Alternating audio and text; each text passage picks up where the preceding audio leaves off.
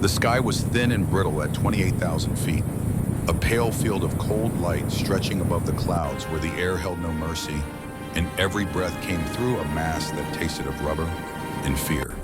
Through the fractured canopy of a burning P-47, Thunderbolt Captain James Brennan tasted something else. Blood. His own blood freezing on contact with air so cold it turned moisture into ice crystals before they could fall. His left leg had gone numb somewhere between the third cannon burst and the moment his instrument panel ceased to exist. Just a smoking hole now, where dials and gauges used to tell him whether he was living or dying. The answer seemed obvious. Fuel streamed from his right wing in silver ribbons that froze instantly in the Arctic wind.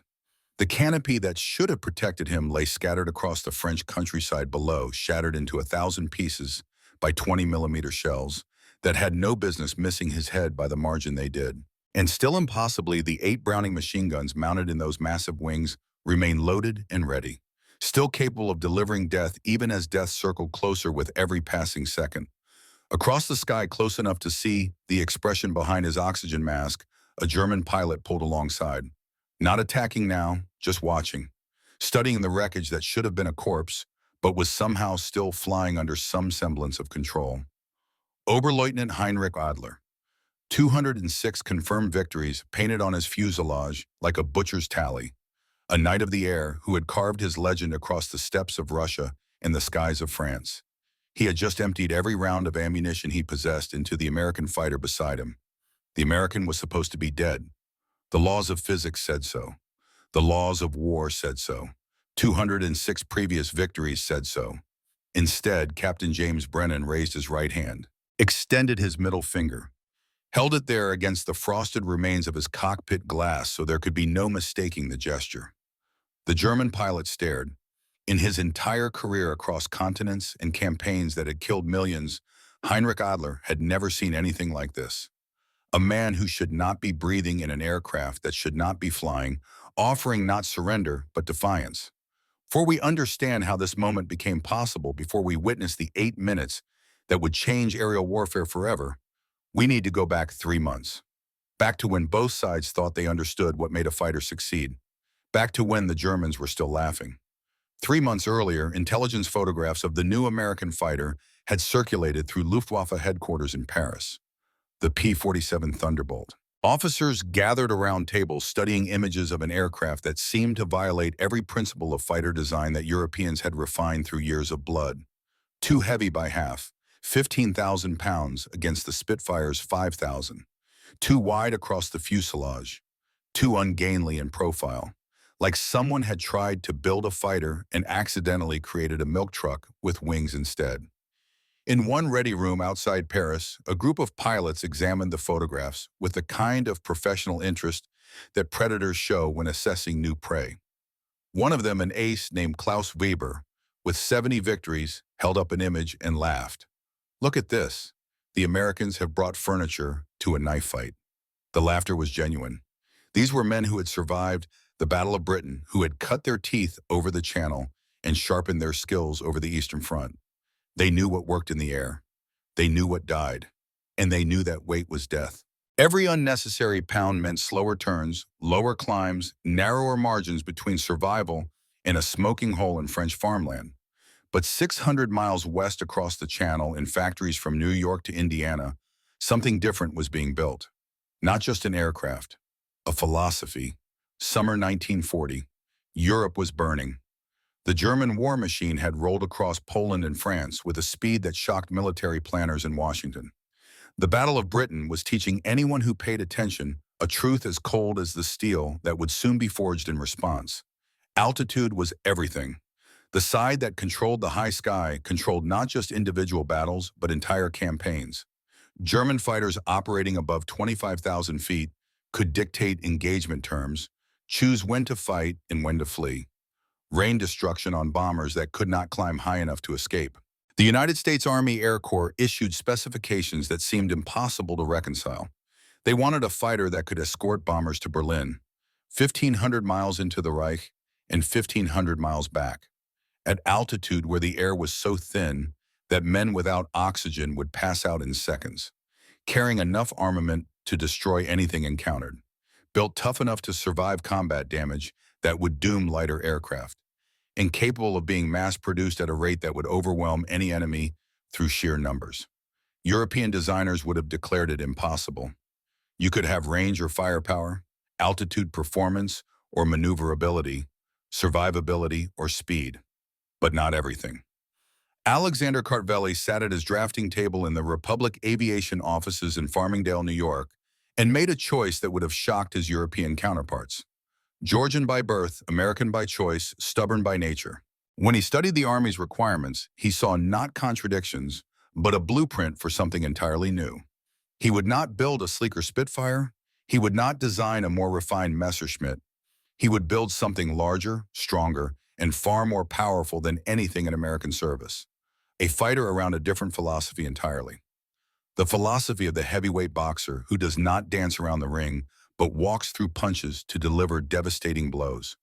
The XP-47B prototype that rolled out in 1941 did not slip gracefully into the air. It forced its way upward through sheer power like a man climbing stairs with a piano on his back. Its massive turbocharged Pratt & Whitney R2800 engine filled the fuselage like a beating heart of metal and fire. Its wings carried 850 caliber machine guns, each capable of firing 800 rounds per minute. Its silhouette looked awkward to eyes trained on European aesthetics. One test pilot walking around it for the first time remarked that it looked like a milk jug with wings. He was not wrong. From certain angles, the P-47 resembled a household object more than a weapon of war. But then they opened the throttle, and the aircraft climbed as though it had found a secret path through the sky, as though the air itself was more willing to cooperate with something built with such unreasonable confidence. Progress came at a terrible cost. Between late 1942 and early 1943, training squadrons across the United States struggled to tame the new fighter. The massive engine produced 2,000 horsepower, more than any American fighter had ever carried. That power came with consequences that killed young men before they learned to respect them. On takeoff, inexperienced pilots found the torque could flip the aircraft onto its back if they were not prepared for the violence of all that power translating into rotation. In high-speed dives, the controls would lock solid ice forming in the hydraulic lines, or simple aerodynamic forces overwhelming the surfaces, leaving pilots trapped in a plunge toward Earth with no way to pull out except to cut throttle and pray. Lieutenant Richard Davies died on his third training flight when his P-47 ground-looped on landing at Selfridge Field in Michigan. The aircraft touched down smoothly, but torque from the spinning propeller caught him unaware. The fighter pivoted on its landing gear, cartwheeled across the runway. Shedding parts came to rest as a ball of flame that killed Davies before fire trucks could respond. Lieutenant Thomas Park died at 32,000 feet when his controls froze during a practice dive over Michigan countryside. His radio transmitted nothing but a high-pitched scream for 3 seconds before cutting off. His aircraft hit frozen farmland at terminal velocity. The crater was 18 feet deep. By January 1943, 52 pilots had died in training accidents. 0 in combat because none had made it that far. The P-47 seemed less like a promise and more like a threat that turned inward. But one man saw something nobody else could see. A commander named Marcus Treadwell. And his theory would either save the program or destroy what was left of it. Colonel Marcus Treadwell stood 6 feet 2 inches West Point class of 1930 with a face that had forgotten how to smile somewhere over the skies of China, where he had flown as a volunteer before Pearl Harbor. Assigned to command the 56th Fighter Group in January 1943, his first order of business was reading casualty reports. 52 dead, not one from enemy action. His second order of business was visiting the widow of Lieutenant Davies. She lived in a small house outside Selfridge Field, close enough to hear engines every morning when fighters took off for training. When Treadwell knocked, she was 23 with an infant son who would never know his father.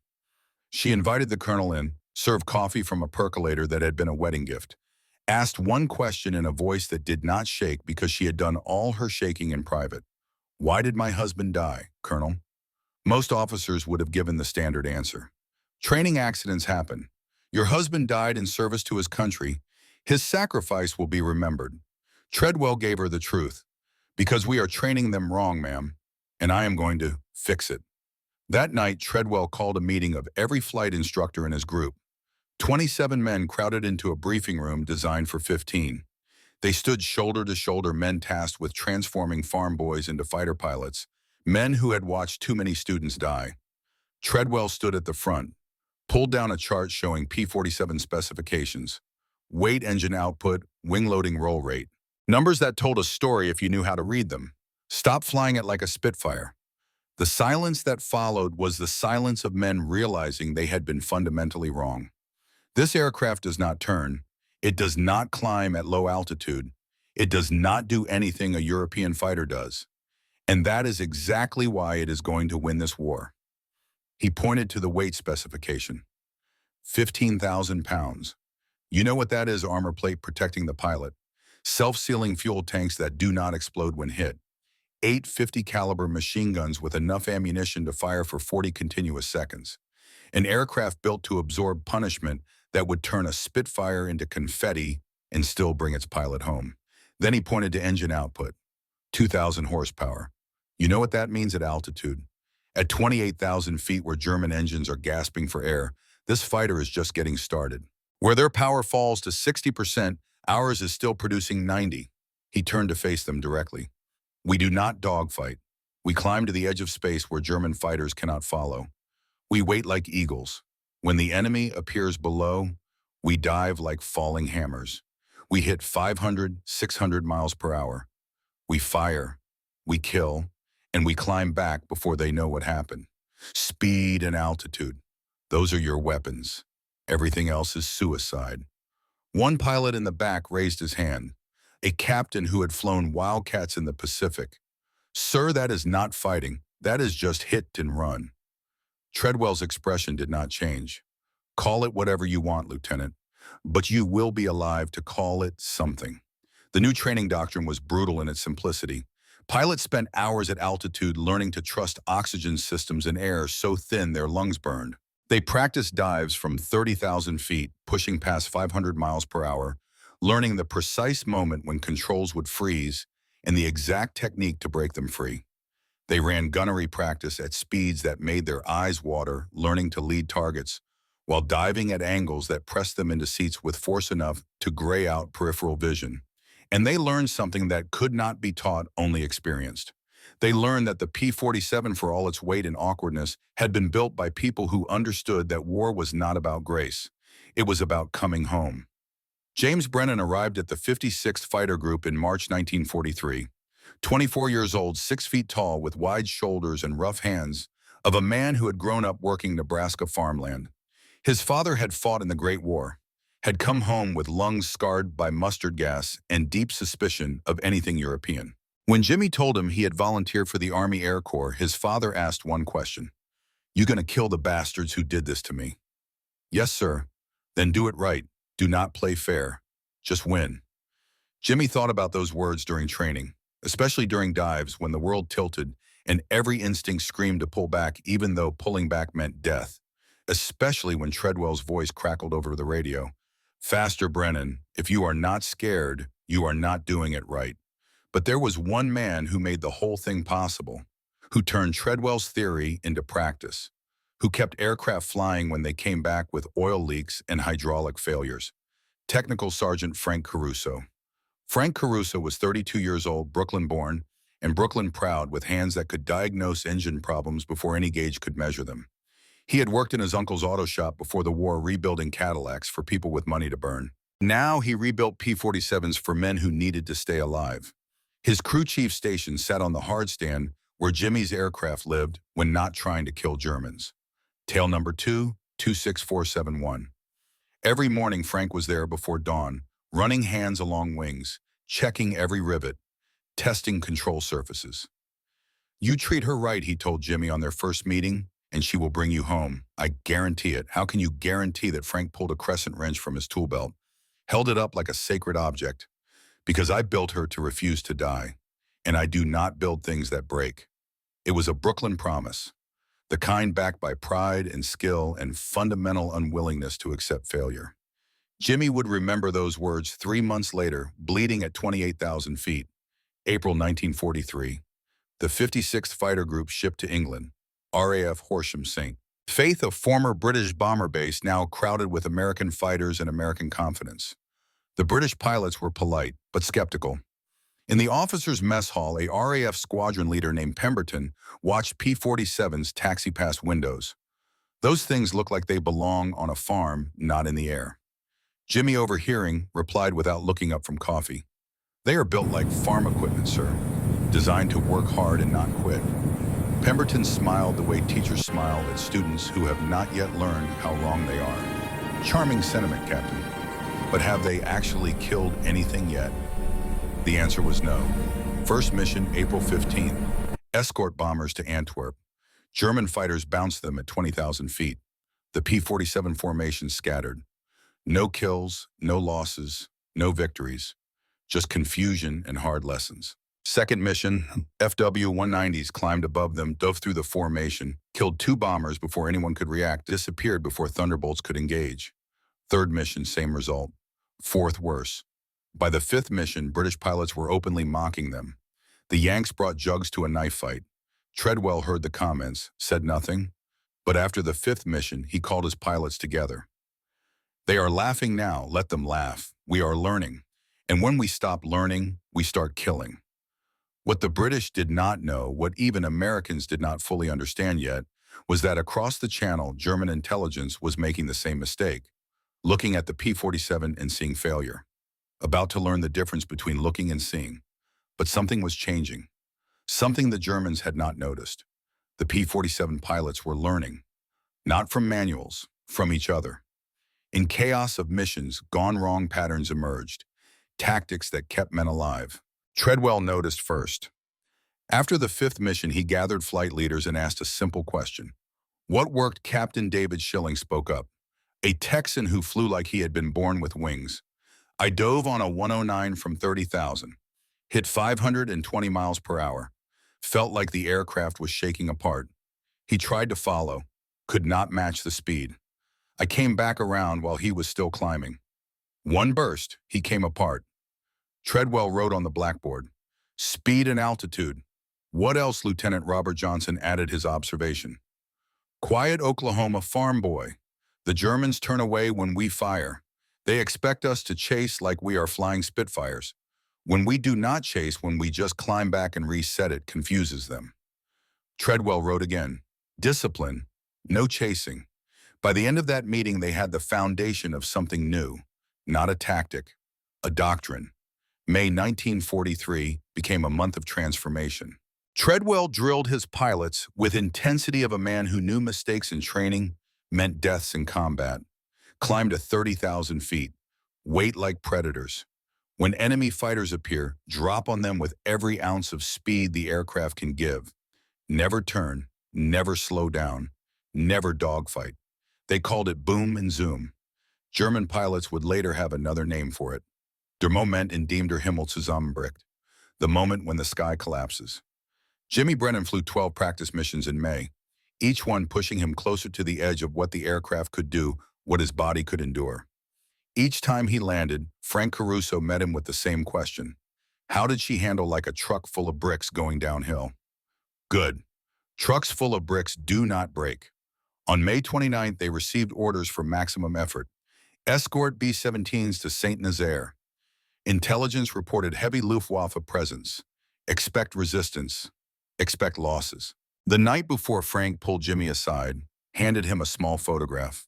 A little girl, maybe 3 years old, dark curls and a smile that could melt ice. What is this, my daughter? Angela. 3 years old, Elenino. You are going to meet her after the war, Brennan. Come to Brooklyn, eat my wife's lasagna, and tell Angela about flying the toughest fighter in the war. You know why? Why? Because I am going to make damn sure this aircraft brings you home, every single time. That is my promise, not to you, to her, because I do not make promises to my daughter that I cannot keep. Jimmy tucked the photograph into his flight suit pocket right over his heart. I will hold you to that, Frank. May 30th, 1943. 0600 hours. 48 P-47 Thunderbolts lifted from Horsham St. Faith into dawn that painted the English countryside gold and gray. They formed up over the coast, climbed to 28,000 feet, where air was so cold that moisture from breath froze on oxygen masks and had to be scraped away with gloved fingers. Below 120 B-17 Flying Fortresses droned toward France, each carrying 10 men and 6,000 pounds of bombs. 1,200 Americans whose survival depended on the fighters above. Treadwell's voice came over the radio, calm despite static. Maintain altitude. Maintain discipline. When they come, we go through them like a hammer through glass. The German fighters appeared at 0847 hours. 30 FW-190s climbing from the south in tight formations that spoke of experience. Professional. Deadly. Here they come, someone breathed on the radio. Young voice, scared. Wait for it, Treadwell replied. No fear, no excitement, just certainty. The Germans climbed. 20,000 feet, 22,000. At 24,000 struggling in air that gave their engines only 70% power, they became vulnerable. Treadwell let them climb until they were committed. Too high to dive away easily, too focused on bombers to watch the sky above. Then he gave the order. Roll in, kill everything. 48 P-47s dropped from the sun like wrath of a god who had lost patience. The sound of their dives was a scream heard for miles. Air rushing over wings at speeds never designed for. Engines roaring at full power. Treadwell's aircraft hit 550 miles per hour. The entire fighter vibrated like tearing apart at molecular level. His vision narrowed to a tunnel focused on the gun sight. His hands went numb from forces trying to rip the stick from his grip. But the gun sight stayed steady. The German pilot saw him too late, tried to turn. The turn at that altitude, with engine producing 70% power, was pathetically slow. Treadwell pressed the trigger. 8 Brownings fired in unison. Thunder trapped in a metal box.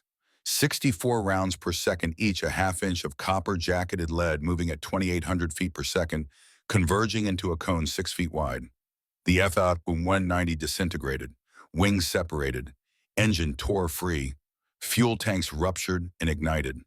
The pilot never had time to understand what happened. Treadwell pulled out of the dive, climbing back on momentum and power the Germans could not match. Splash 190 got 2 of them. Tango 3 good kill. In 90 seconds, the 56th Fighter Group destroyed 14 German fighters. Lost 0. When they landed at Horsham, St. Faith, British pilots were waiting. No more smiles. No more jokes. Pemberton approached Treadwell. He paused, searching for words.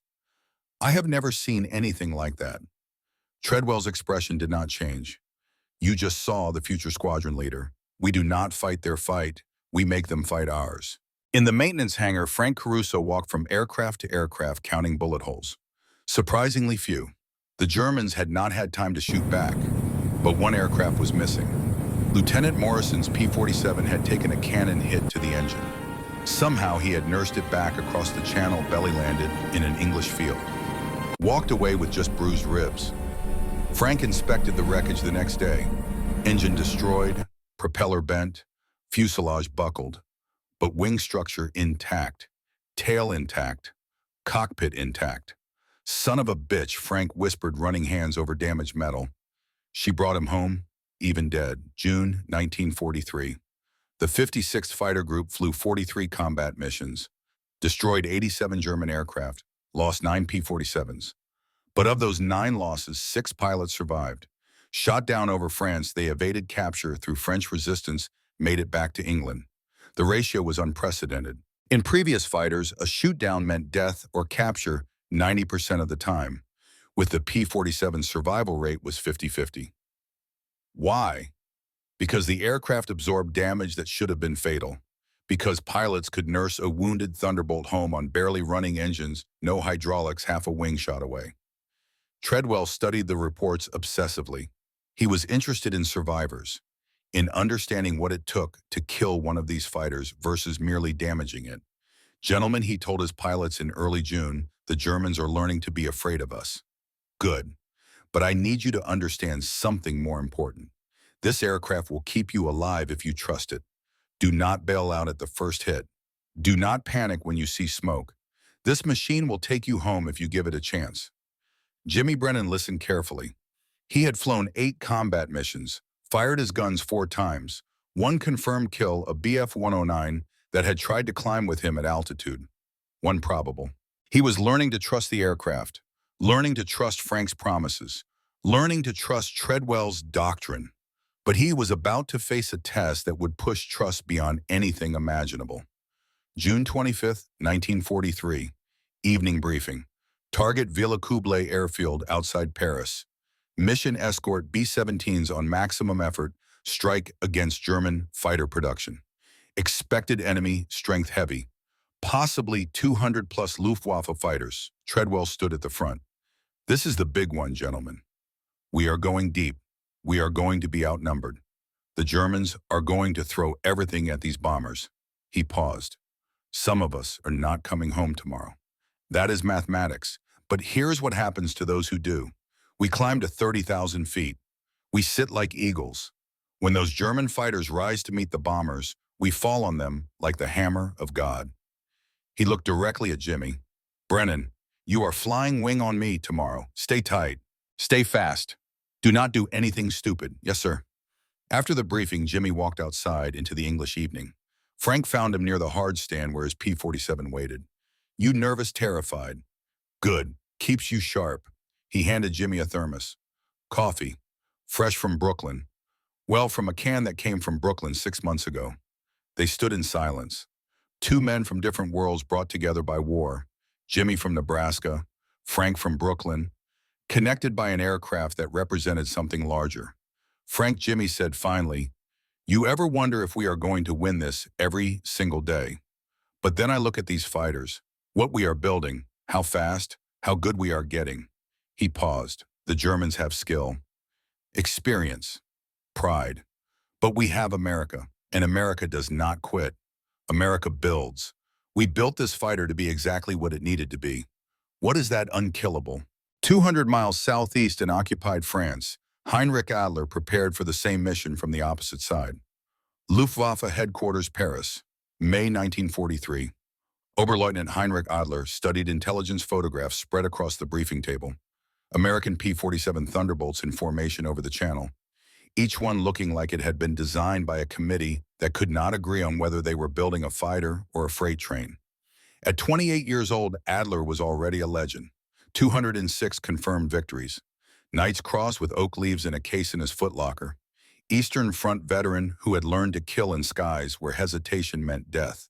Transferred west 6 months earlier to defend the Reich against American daylight bombing. His commanding officer stood beside him, studying the same photographs. Assessment, Oberleutnant Adler took his time. It was one of the things that had kept him alive through 206 engagements. Never rush a judgment that might get you killed. Dangerous if we are careless, harmless if we fight smart. The Americans are building these heavy because they do not understand that weight is death. Stay at medium altitude where our fighters have advantage. Turn into them when they attack. They are too heavy to follow. Pick them apart one by one. And if they dive on us, Adler shrugged. Let them. They will hit the channel at 500 miles per hour. Same result as if we shot them down. The Luftwaffe was not worried. They had been killing Allied fighters for 4 years. These American trucks with wings were just another entry in the tally books. But by June, reports began arriving that troubled Adler. American tactics were evolving. The P-47s were no longer trying to dogfight.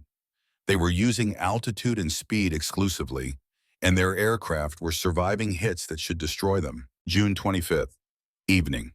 Adler sat in the officers' mess at an airfield outside Paris studying intelligence reports.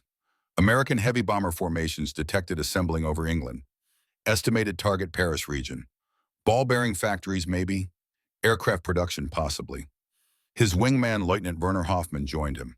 22 years old with 50 victories in the eagerness Adler remembered having before the war grounded out of him. They say the Americans are bringing their new fighters tomorrow. The fat ones. Adler glanced up. P-47s. Yes. Are they really as bad as everyone says? Worse. They cannot turn. They cannot climb at our altitude. They are flying coffins. Then why do we keep losing men to them?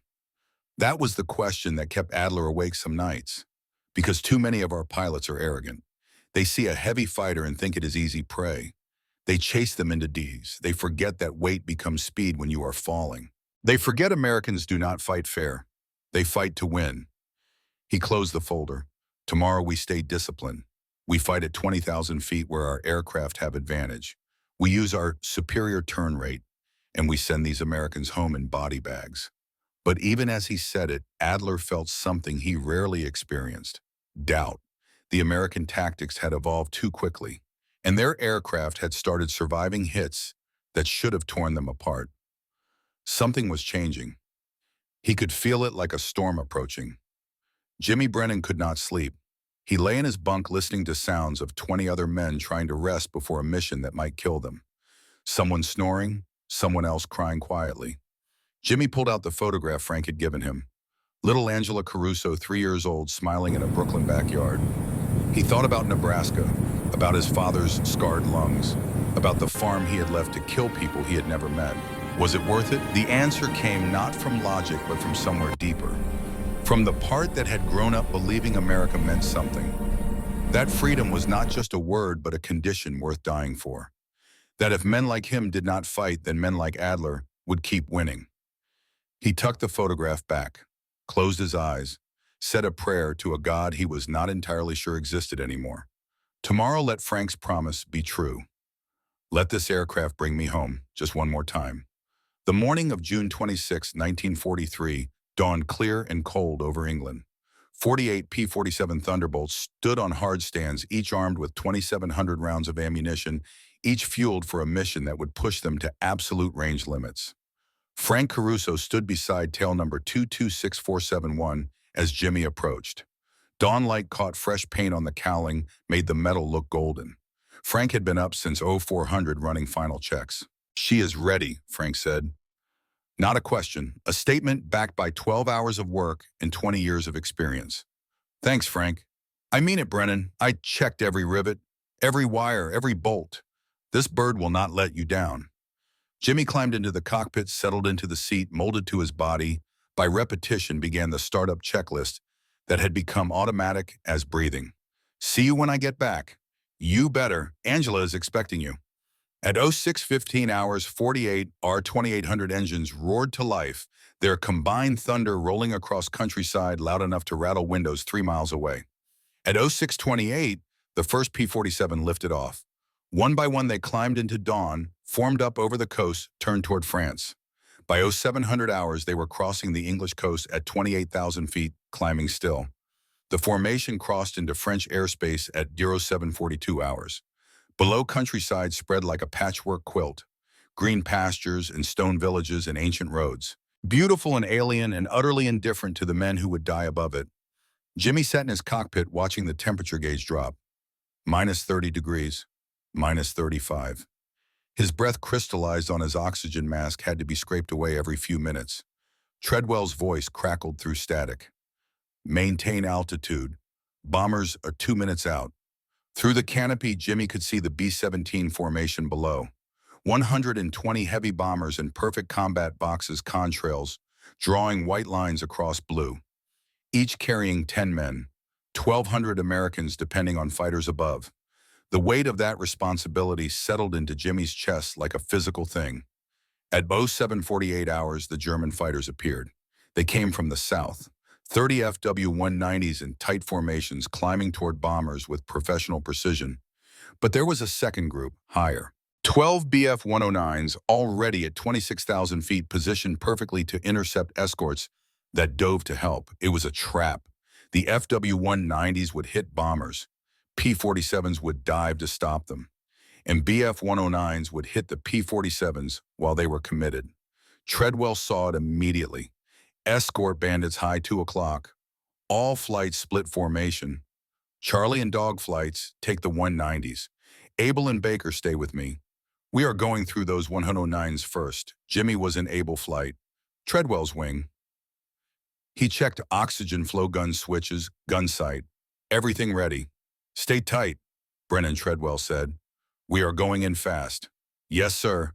Treadwell rolled inverted, pulled through, dropped toward the BF-109s, like a stone thrown from heaven. Jimmy followed, pushing his aircraft into the dive, feeling the familiar sensation of the world tilting and horizon disappearing. The airspeed indicator spun past 300, 400, 450. The P-47 shook violently. The stick fought Jimmy's grip like something wild. And still they accelerated. 500 miles per hour, faster than most aircraft could dive without structural failure. Fast enough that wind noise drowned out engine roar. Treadwell's guns opened fire at 800 yards. Tracer rounds arced through air like thrown spears. The lead BF-109 tried to break left. Too slow. Too late. Treadwell's burst caught it perfectly rounds, walking tail to nose until the entire fighter exploded. No fire, no smoke. Just there one instant and gone the next. Jimmy picked his target, a BF-109 banking right pilot trying to escape but unable to generate needed turn rate because at 26,000 feet his engine was producing barely 60% power. Jimmy led the turn, calculating deflection by instinct. Pressed the trigger. Felt the aircraft shudder from recoil of 8 guns firing simultaneously. Watched tracers converge. The BF-109's tail separated cleanly, sheared away by concentrated fire. The rest tumbled nose down. The pilot bailed out, parachute blossoming white. Jimmy's first thought was sharp. I just killed a man. Or tried to.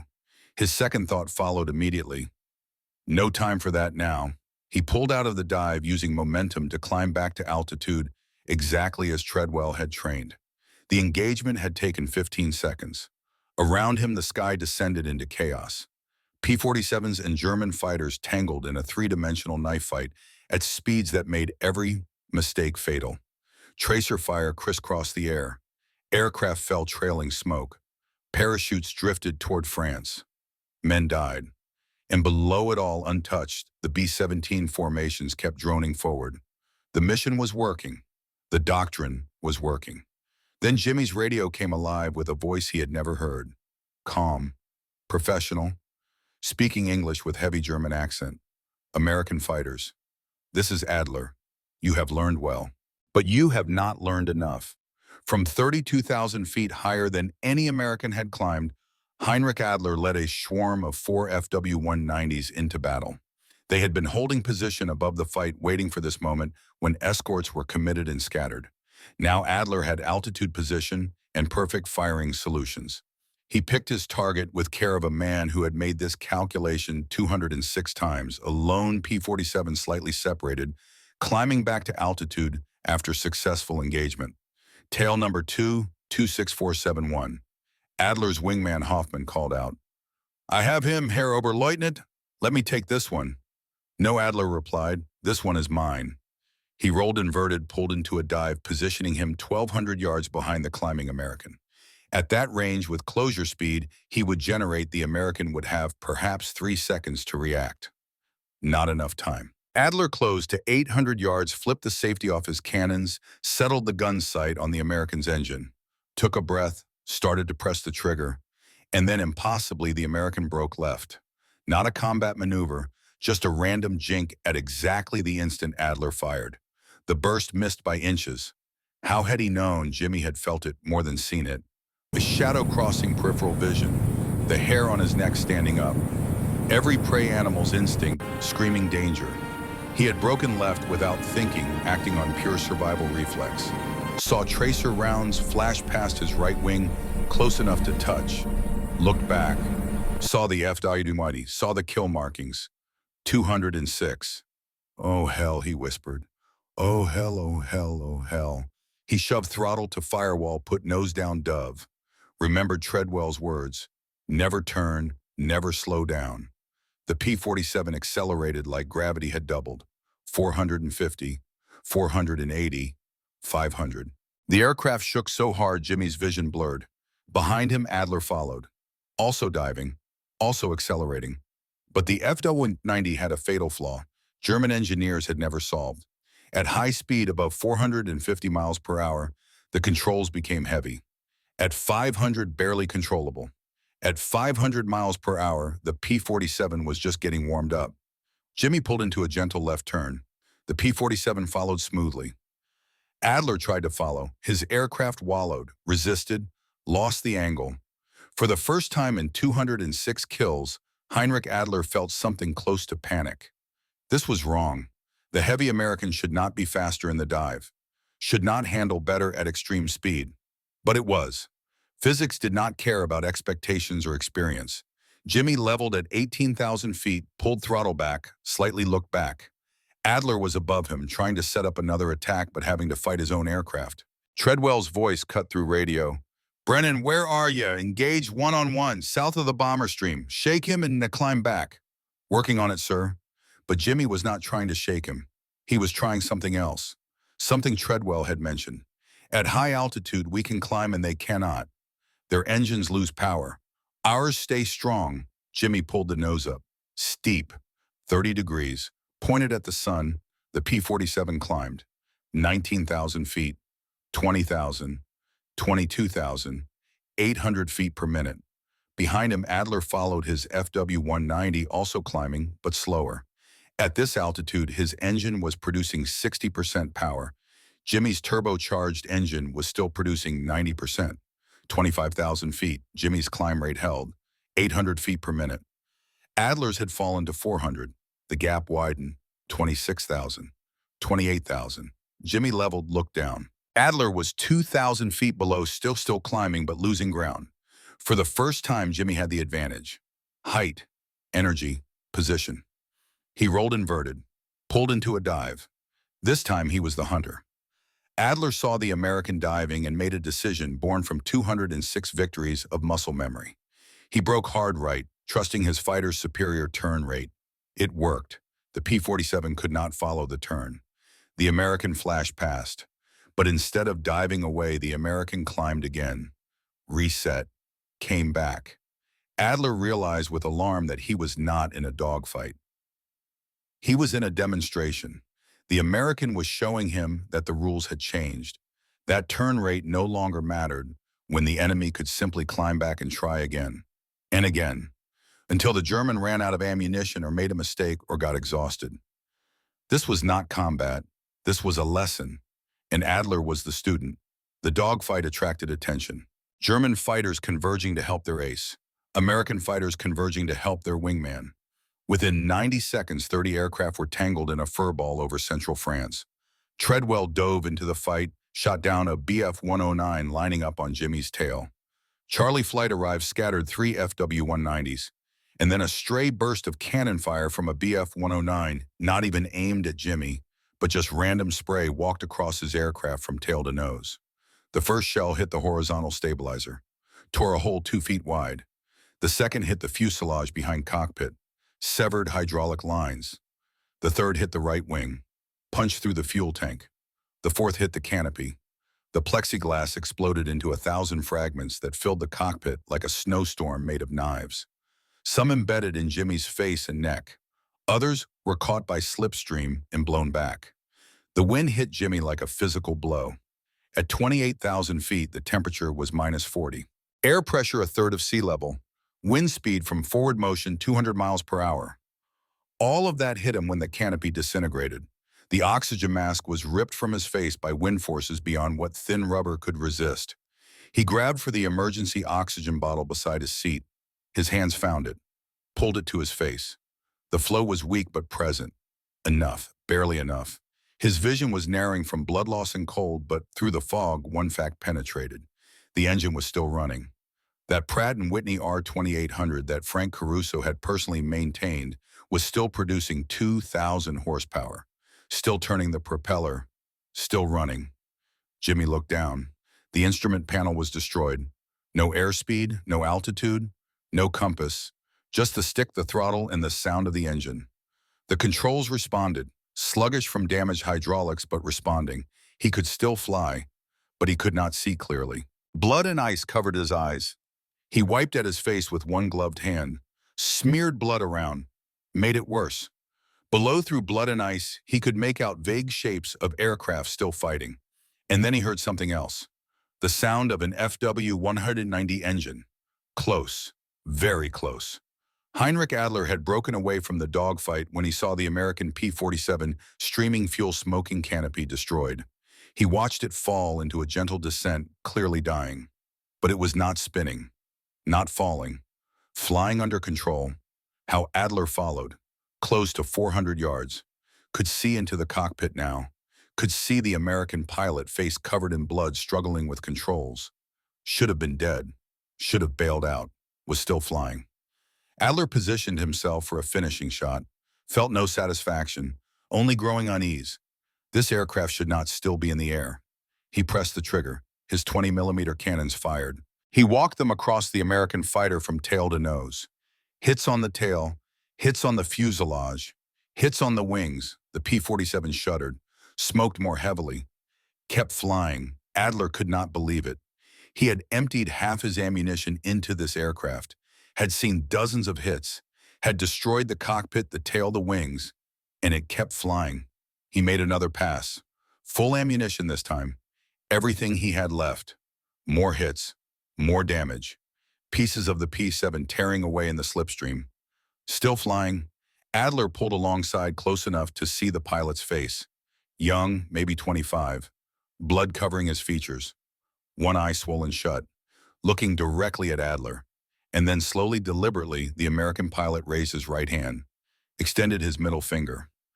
Adler stared. In his entire career across continents and campaigns, he had never seen anything like this. This man should be dead. His aircraft should be scrapped. Instead, he was giving Adler the finger. Adler pulled back, considered his options. He had ammunition left. He could make another pass, could finally destroy this American. But something stopped him. Not mercy, not compassion. Fear. Fear of what it meant that this aircraft would not die. Fear of what it said about the enemy he was facing. Fear that the war had already changed and he had not noticed until now. He keyed his radio. Hoffman, form on me. We are leaving. But Herr Oberleutnant, the American is already dead. He just does not know it yet. But as Adler turned his FW-190 east toward Germany, he looked back one last time. The P-47 was still flying, still heading west, still refusing to die. Adler shook his head, whispered something that would haunt him. Das ist kein Flugzeug. Das ist ein Panzer mit Flügeln.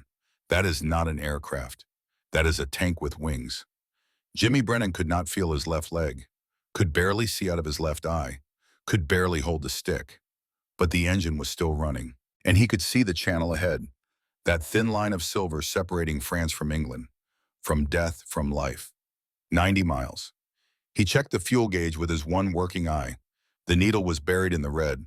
Maybe 10 minutes of fuel left, maybe less. 90 miles. He did the math. At his current speed, maybe 200 miles per hour, barely above stall 10 minutes gave him 33 miles. He would fall into the channel 57 miles short of England, unless he could coax more speed without using more fuel. He nosed down slightly, let gravity do the work, watched airspeed creep up. 220, 230. The fuel gauge did not move. Or maybe it did, but so slowly he could not tell through blood-covered eyes. Below, French countryside slid past.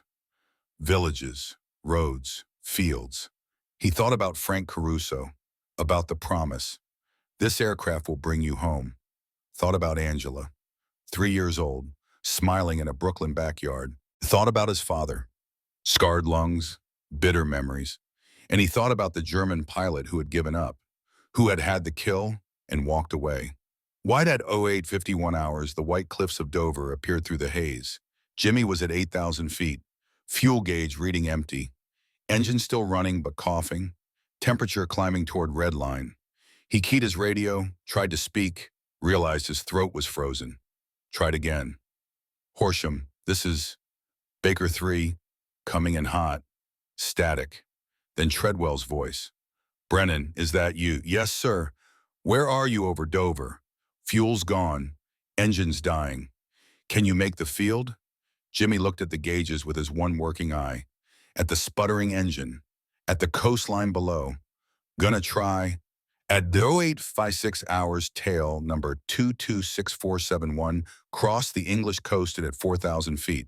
At 0858, the engine died. Propeller windmilled to a stop.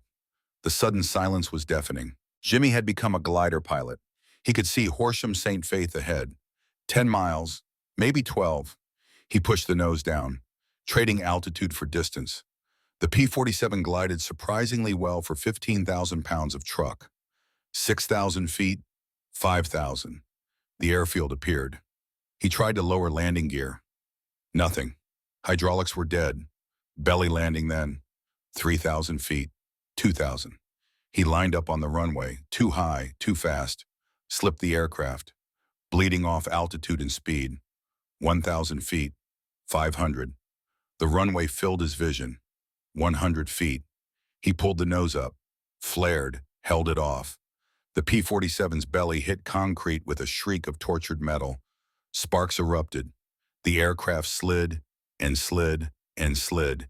800 yards down the runway, it finally stopped. Jimmy sat in the cockpit, unable to move, unable to think, just breathing, alive. He heard voices, saw Frank Caruso's face appear beside the cockpit. Jesus Christ, Brennan. You look like hell. Told you. I'd be back. Yeah, you did. Frank's voice cracked. Medics! Get the medics over here! As they pulled Jimmy out of the cockpit, he looked back at the aircraft. The tail was shredded. The wings were riddled with holes. The fuselage looked like Swiss cheese. The canopy was gone. The instruments were destroyed. But the engine, that massive R-2800, sat in its mount, silent but intact, had brought him home, just like Frank promised. While medics worked on Jimmy, Frank Caruso walked around the aircraft with a clipboard, counting. He counted for 20 minutes. When he finished, his hand was shaking. Treadwell approached. How bad? Frank showed him the clipboard. 211 holes, sir. 211 separate hits. Treadwell stared at the number. Then at the aircraft, then back at the number. That is impossible. Yes, sir, it is. Frank's voice was quiet. But she is sitting right there, and Brennan is alive.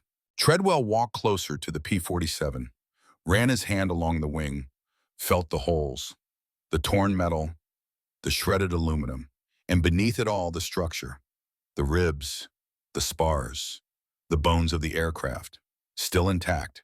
Get photographers out here, he said. Document everything, every hole, every hit.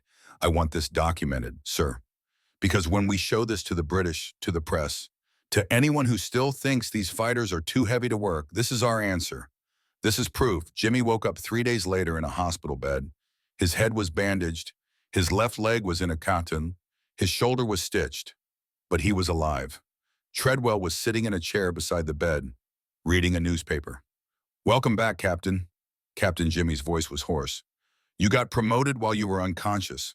Also recommended for the Silver Star. General Hunter himself wants to pin it on you. For what? Getting shot to hell. For surviving. Treadwell folded the newspaper, showed Jimmy the front page. There was a photograph, the P-47, tail number 226471, with Frank Caruso standing beside it, pointing at the holes. The headline, Pilot Survives 211 Hits in Thunderbolt. Frank counted. Twice, had 3 other mechanics verify. 211 confirmed hits. 20mm cannon rounds, 13mm machine gun, 7.92mm. You got hit by everything the Luftwaffe had. Jimmy stared at the photograph. How long until I can fly again? 6 weeks minimum. Maybe 8. And the aircraft. Treadwell smiled. First time Jimmy had ever seen him smile. Frank says he can have you here flying in 2 weeks. Says it is just a matter of patching holes and replacing parts. Says the important stuff, the engine, the structure, the guns, it all still works. He is going to fix her. He is going to rebuild her. Says no way in hell is that aircraft going to scrap. Says she earned the right to fight again. What neither Jimmy nor Treadwell knew was that the photograph was already changing the war. Within 24 hours, it reached Washington. Republic Aviation received it, used it in training materials. Within a week, it reached every P-47 squadron in Europe. Morale soared. Pilots who had been nervous about the heavy fighter started requesting it. Within 2 weeks, it reached Germany. Luftwaffe intelligence studied it in silence. 211 hits. Pilot survived. Aircraft repairable. The report that climbed to Hermann Goering's desk was stark. American P-47 demonstrates extraordinary damage tolerance. Previous assessment of aircraft as vulnerable is incorrect. Recommend immediate tactical revision. Engagement above 25,000 feet no longer advisable. But more than tactics changed. German pilots started talking in ready rooms, in mess halls, in quiet conversations away from superiors. They talked about the American who would not die, about the aircraft that refused to quit, about the growing sense that maybe they were no longer fighting inexperienced colonials. They were fighting something else, something industrial, something systematic, something American. By August 1943, the balance had shifted. German pilots who once mocked the P-47 now avoided it. Those who did not avoid it died. The tactics Treadwell had developed became doctrine throughout the 8th Air Force. Boom and zoom, speed and altitude, industrial discipline over individual heroism. And across the channel in factories from New York to Indiana, production lines ran 24 hours a day. One P-47 Thunderbolt rolled off the line every 63 minutes. The Germans had skill, they had experience, they had history, but America had something they could not match. America had time and steel, an absolute refusal to quit. October 8th, 1943. 4 months after Jimmy's impossible survival, the 56th Fighter Group had transformed from experimental unit into the highest-scoring American fighter group in Europe. 97 confirmed kills, 12 probable, 8 aircraft lost. The ratio spoke for itself. But the war was not about ratios. It was about missions. Target ball-bearing factories at Schweinfurt and Regensburg. Distance deep into Germany, beyond range of most escort fighters. Expected resistance. Everything the Luftwaffe could scramble. Estimated losses, 30%. Treadwell stood at the front of the briefing room. Behind him, a map showed the route, a red line stretching from England deep into Bavaria. Gentlemen, this is the big one. We are escorting 230 B-17s into the heart of Germany. We will have fuel for 20 minutes over target. Then we are running for home on fumes. He paused. The Luftwaffe knows we are coming. They have been pulling fighters from the Eastern Front. Estimates put their strength at 300-plus aircraft. They are going to throw everything at these bombers. Someone in the back asked, "What are our chances?" Treadwell did not lie. "Some of you will not come home. But the men in those bombers do not have a choice. We do. We can be afraid and fly anyway. Or we can be afraid and quit." Silence. "I am not quitting. Anyone who is leave now." Nobody moved. Jimmy Brennan sat in the third row.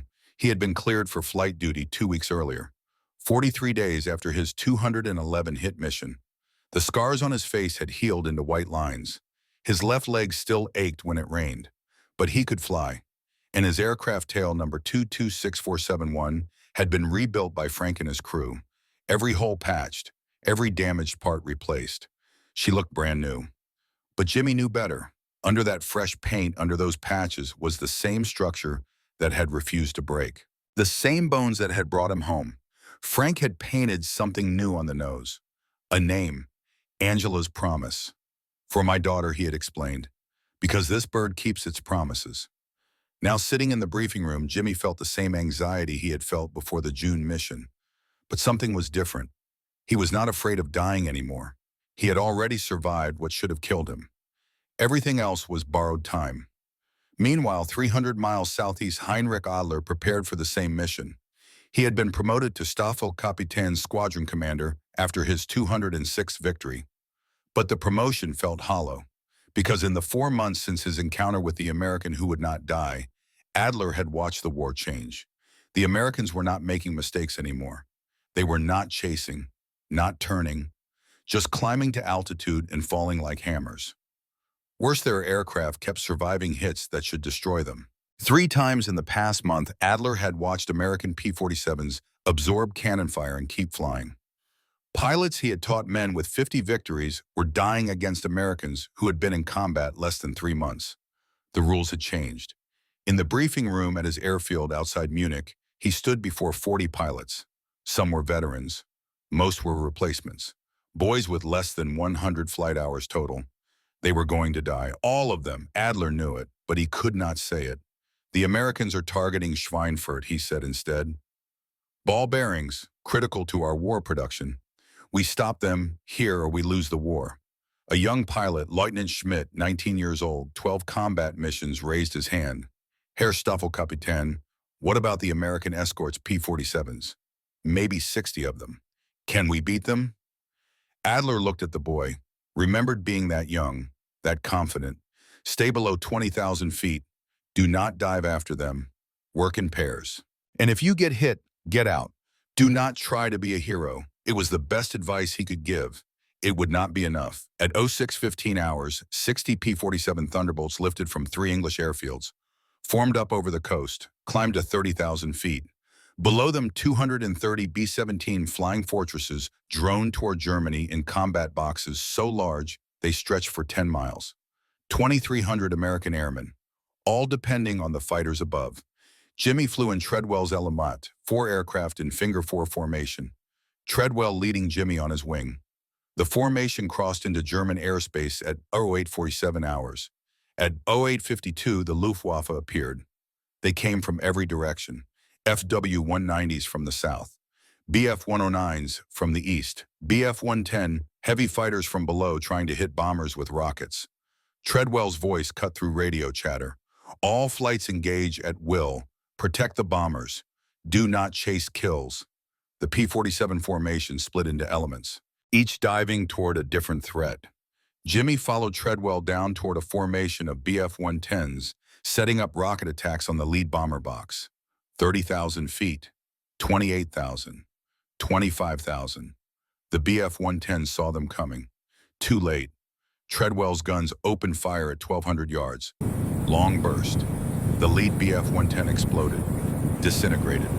The rocket pack detonated, taking 2 more German fighters with it. Jimmy picked a target, pressed trigger. 8 Brownings hammered.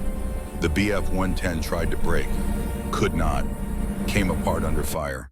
Around them, the sky filled with tracers, explosions, falling aircraft. A P-47 went down, trailing fire. Pilot bailed out. 3 BF-109s went down almost simultaneously, victims of coordinated bounce by Charlie flight. An FW-190 got behind Jimmy. He felt impacts. Cannon shells walking across his left wing. Flashback to June, to 211 hits, to bleeding at altitude. But this time, Jimmy did not panic. He dove, accelerated, left the FW-90 behind, climbed back to altitude, reset. Heinrich Adler climbed his F-190 to 26,000 feet. Below, the battle raged. His pilots, the ones still alive, were scattered. He had already lost 6. Shot down by P-47s that appeared from nowhere, fired, disappeared back into the sun. He needed to do something, needed to score a victory, needed to prove German skill still mattered. He saw a P-47 below him, slightly separated, diving on a BF-109. Perfect. Adler rolled inverted, pulled through dove. But he had made a mistake. The same mistake that had killed hundreds of German pilots in the past 4 months. He had assumed the P-47 was alone. It was not. The P-47 was Jimmy Brennan's. The aircraft diving to help was Treadwell's. Adler saw the second P-47 too late, tried to brake, could not. At 28,000 feet, Heinrich Adler's FW-190 met American firepower. 8 50 caliber machine guns, 64 rounds per second, all converging on a single point. The FW-190's engine disintegrated. The cowling tore away. The propeller separated. Fire erupted from fuel tanks. Adler tried to bail out. The canopy would not open, jammed. He had 3 seconds to understand what was happening. 3 seconds to realize he was about to die. 3 seconds to think about the American pilot he had shot 211 times. The one who had given him the finger. The one who had survived. And then the fuel tanks exploded. Jimmy saw the fireball, saw the distinctive markings on the falling wreckage. 206 kill markers. Adler, he felt nothing. Not satisfaction, not revenge, just hollow acknowledgement. The man who should have killed him in June was dead, killed by the same tactics, the same aircraft, the same refusal to fight by German rules. Treadwell's voice on the radio. Brennan confirmed that kill. Confirmed, sir. FW-190. Heavy ace markings. Good kill. Form on me. We are heading home. The battle was ending. German fighters, decimated and out of ammunition, were breaking off. The bombers continued toward Schweinfurt, virtually unmolested. Below, German ground observers counted the carnage. 43 Luftwaffe fighters destroyed, 7 P-47s lost. The ratio told the story. When Jimmy landed at Horsham St. Faith, Frank Caruso was waiting. How did she fly perfect? Took a few hits on the left wing. Nothing serious. Frank walked around the aircraft, counted 6 new holes. I will have her fixed by tomorrow. Frank, I got him, the German who shot me up in June. He is dead. Frank stopped, looked at Jimmy. How do you feel about that? I do not know. Empty, I guess. That is normal. First time I saw a man die car accident in Brooklyn, 1935, I felt the same way. Like something should matter, but does not. When does it start mattering again? When the war ends and you have time to think about it. Until then, you just keep working. He patted the wing. She brought you home again. That is what matters. 3 days after Schweinfurt German High Command met in Berlin, the reports were catastrophic. 43 fighters lost in one day, 19 pilots dead, 12 captured. Only 12 bailed out successfully. Worse, only 7 American escorts shot down. The exchange ratio was 6-1 in favor of the Americans. Hermann Goering read the reports in silence, then asked a single question. What happened? The intelligence officer stood.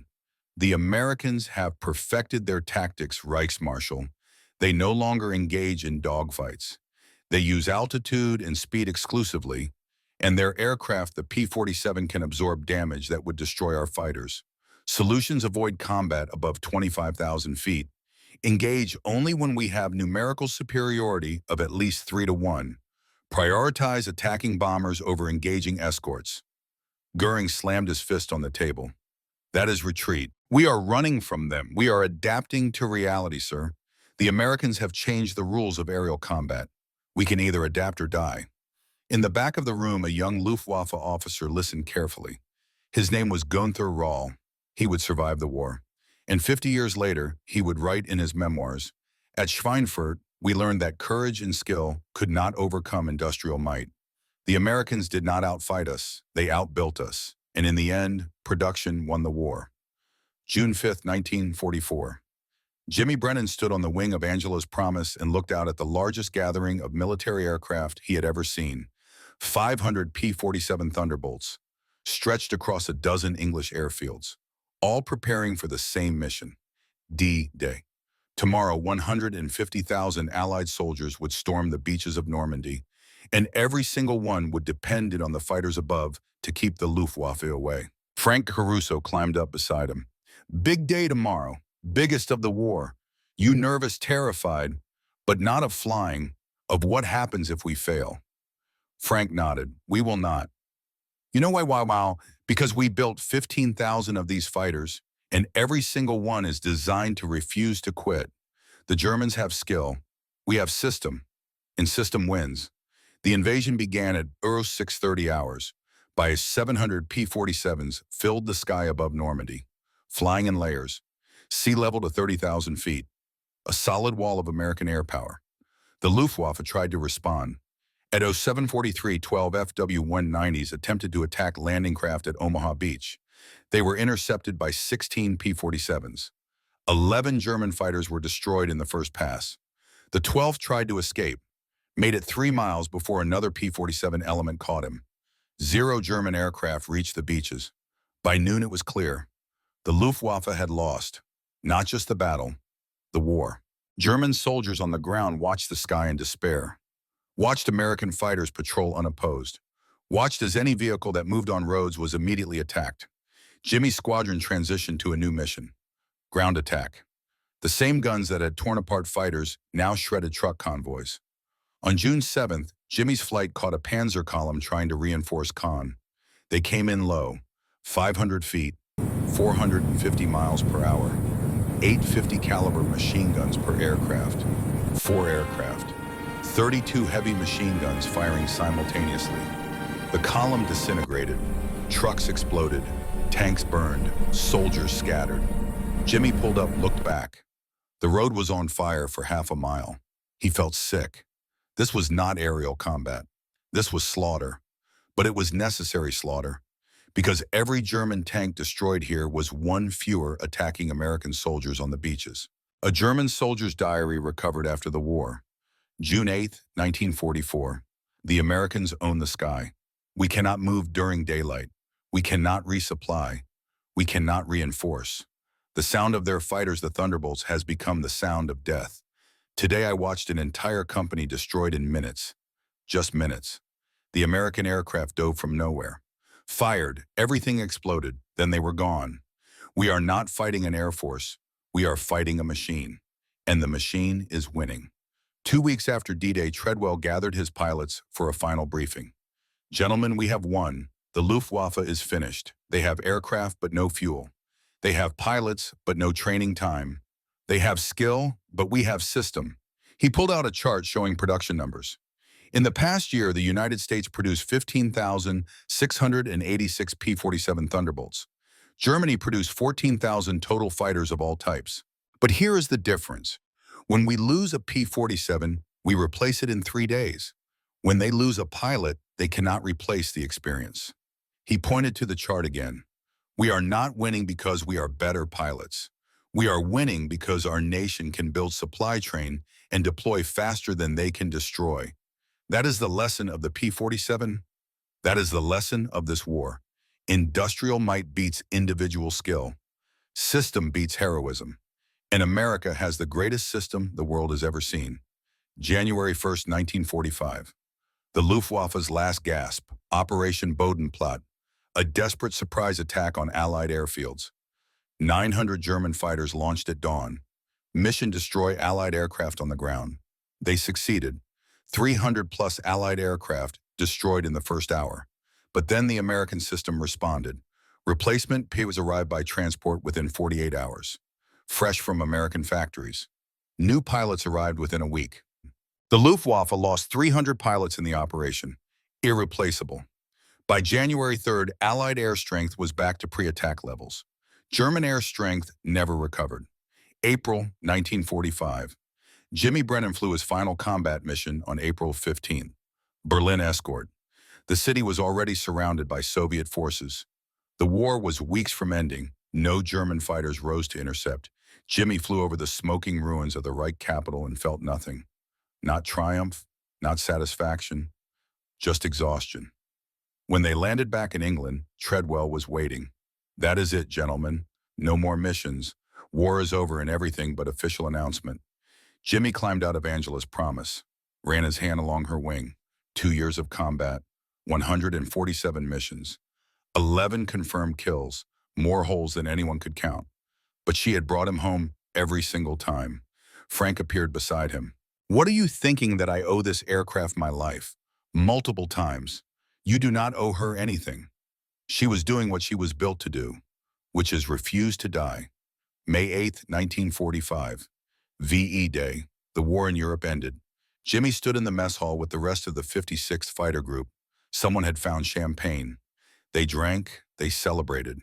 But mostly they were quiet, thinking about the men who were not there, the ones who had not made it home. 53 pilots killed in action, from an organization that cycled through 200-plus pilots during the war. 26% casualties. In any other fighter group, the number would have been higher. 50%, 60%. But the P-47 had kept more of them alive. September 1945. Jimmy Brennan returned to Nebraska, walked off the train in Omaha. His father was waiting. They did not hug, just shook hands. You kill the bastards who did this to me, his father asked. 11 confirmed, probably more. Good. They walked to the truck in silence, drove back to the farm. Jimmy did not talk about the war for 20 years, but before he left England, he made one stop. Frank Caruso's apartment in Brooklyn. 3 rooms, small, crowded with family. Angela Caruso was 5 years old now, shy, hiding behind her mother. Frank introduced Jimmy. Angela, this is Captain Brennan, the pilot I told you about, the one I made a promise to. Angela looked up at Jimmy. Daddy said you flew the airplane he fixed. That is right, your father is the best mechanic in the entire Air Force. Did the airplane bring you home every time? Because your father built it to refuse to die. Angela smiled. That is a good airplane, best in the world. Frank's wife Maria served lasagna, real Italian lasagna. The first meal Jimmy had eaten in 2 years that did not taste like the military. After dinner, Frank pulled him aside, showed him photographs of Angela's promise. They are scrapping them, Frank said quietly. Too expensive to maintain in peacetime. Most of the P-47s are going to be melted down. Even mine. Even yours. Jimmy felt something crack in his chest. She deserves better than that. She deserves a place in a museum. But that is not going to happen. There are 15,000 of them. They cannot save them all. 1947. Jimmy was working the family farm when a letter arrived from Germany. Inside, a handwritten note in broken English. Dear Captain Brennan, my name is Greta Adler. I am widow of Oberleutnant Heinrich Adler. He was killed in October 1943 by American fighter. I found his diary after the war. In it, he wrote about an American pilot who survived impossible damage, who gave him, I think the English phrase is the finger. He wrote that this moment changed his understanding of the war.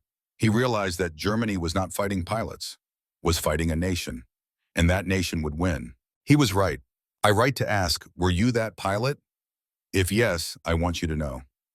My husband respected you, even though you were enemy, because you showed him that courage exists in all men, not just German men. I have no anger, only grief, and hope that men like you and my husband never have to fight again.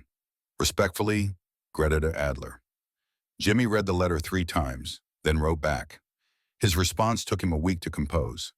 The final version was simple. Dear Mrs. Adler, yes, that was me. Your husband was a skilled pilot and a warrior. I am sorry for your loss. I hope our children never have to do what we did. Respectfully, James Brennan, 1985. 40 years later, Jimmy Brennan stood in the Smithsonian National Air and Space Museum. White hair, 70 years old, grandchildren at his side. In front of him, a P-47 Thunderbolt, restored, polished, beautiful. Not his aircraft. Angela's promise had been scrapped in 1947, but this one was close enough. His grandson Tommy, 12 years old, asked, Grandpa, is this the plane you flew? Something like it. Were you scared? Jimmy thought about that question. About 211 hits. About bleeding at altitude. About Adler's face through the canopy every single day. But you did it anyway. I did it because men like your great-grandfather, my father, sacrificed so much in the last war that I could not let them down. And because my friend Frank built these aircraft to bring us home, and because the men beside me depended on it. He put his hand on the propeller blade. This aircraft was not the fastest, was not the most elegant, but it was the toughest. It refused to quit. And that is what America is supposed to be. Tommy looked up at the massive fighter. I wish they still made them. Jimmy smiled. They do, just in different forms. Every time America builds something that refuses to quit, we are making another Thunderbolt. Every time we choose system over shortcuts, endurance over elegance, we are honoring what this aircraft represented. The camera pulls back from the museum, shows the P-47, shows Jimmy and his grandson, fade to historical footage. P-47s rolling off assembly lines, climbing into combat, returning home damaged. Narration, the P-47, Thunderbolt flew its last combat mission in 1945, but its legacy endures. 15,686 aircraft built, 3,752 German aircraft destroyed, highest survival rate of any World War II fighter. But those numbers do not tell the real story. The real story is Frank Caruso and 40,000 factory workers like him who built these aircraft to refuse to die. The real story is Marcus Treadwell, who understood that doctrine matters more than individual heroism. The real story is James Brennan and thousands of pilots like him who trusted American engineering to bring them home. The real story is a nation that understood wars are won not by the best machines, but by the nations capable of building, sustaining, and believing in them long enough to see victory. The P-47 was not beautiful, it was not elegant, but it was American, and that made all the difference. Black screen, white text appears, to the men who flew them, to the men who built them, to the nation that made them possible. We remember.